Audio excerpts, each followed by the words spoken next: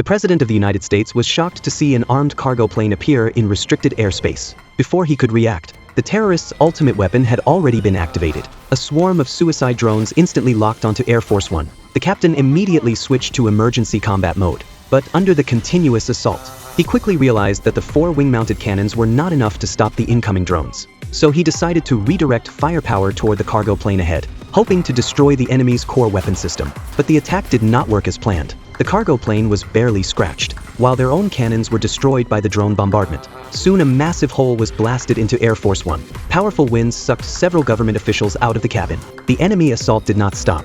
They kept pouring fire onto the aircraft, trying to destroy Air Force One completely. The captain made the bold decision to dive and rapidly lose altitude, but the terrorists did not back down.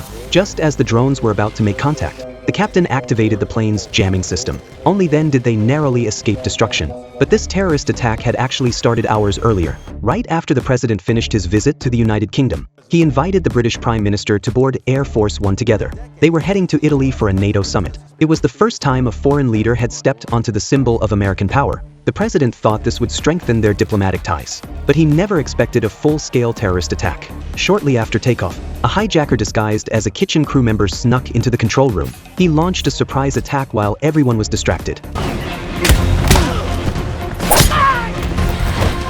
Then he pulled out a security key and shut down all communications on board. He transmitted the coordinates to his allies. The terrorists received the signal and sent in the armed cargo plane. By the time the captain realized what was happening, it was already too late. The communication systems were completely down, and Air Force One was under the heaviest attack it had ever faced. To protect the president, the captain was forced to lower altitude despite the risks. But the aircraft began to shake violently due to lack of power. It could crash at any moment. The security chief rushed the 2 leaders toward the escape pod, but a drone crashed into the cockpit, causing the plane to lose all control.